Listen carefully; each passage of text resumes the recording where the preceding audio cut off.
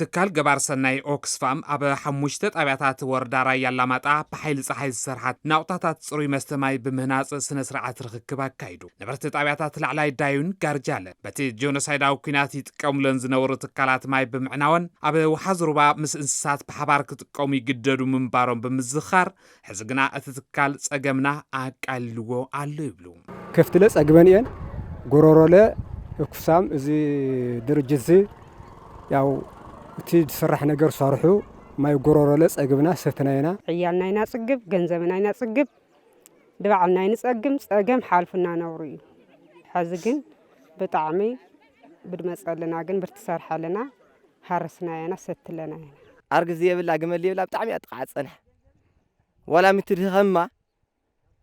እቲ ፅሩይ ማይ ንጹህ ደይን ሰትፀንሕና حزق زيار مسكين ستلنا حلافي بيت صحفات زفر قطوا وردا رايا لاماطا ايت برهانو برام ابتا وردا اغلغلوت يبا كاب زنبرا 297 ناقطات ماي اتن 47 بجنوسايداو كينات عانين منبارنن بتكال غبار سناي ዝተሃነፃን ዝተፀገናን بحيل ፀሓይ ዝሰርሓ ብምዃነን ካብ ወፃኣታት ዘድሕናን ህሉ ፀገም ነበርቲ ዘቃልላን ምዃነን የብርሁም قدم ኩነታት ካብ 298 ማይ እንነብረና ማይ መስተ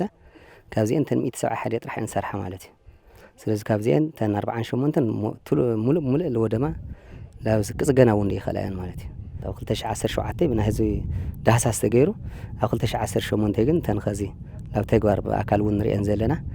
ናይ በኦክስፋም ተጸግነን በሶላር 4 በስፕሪንግ 2 በድምር 6 ይሰርሕና ዘሎ ስለዚህ ተን 6 ላብ ተግባር ተሸጋግረን ግልጋሎት ንህዝቡን ይሃለዋ ማለት እዩ ኣተሓዋሪ ጉጅለ መምርሒ ሃፍቲ ማይን ኢነርጂን ዘዋደው ትግራይ ኣይተ ብርሃኑ ኪሮስ ኣብታ ዞባ ብሰንኪ ጆኖሳይዳዊ ኩናት ዝዓነዋ ትካላት ማይ ትካል ገባር ሰናይ ኦክስፋምን መድረክቲ ኣካላትን ይገብርዎ ብዘለዉ ደገፋት ኣቅርቦት መሰማይ ክመሓየሽ ይገብሮ ከም ዘሎ ሓቢሮም ተነን ፋንክሽናሊቲ ሪዝበልና ብምኽንያት ኩናት ካብ 2% ሀዘ ናብ 40% 30% ከባቢ ኦሬዲ ብምኽንያት ናይ ኦክስፋምን ካልኦት ገበርቲ ሰናይት بزغور وحجز نانا أدنى هزون تزلنا شجر بقصلنا تكفتح أو قلنا نكليو أو أقرب من قديس أو عتق قرب دليم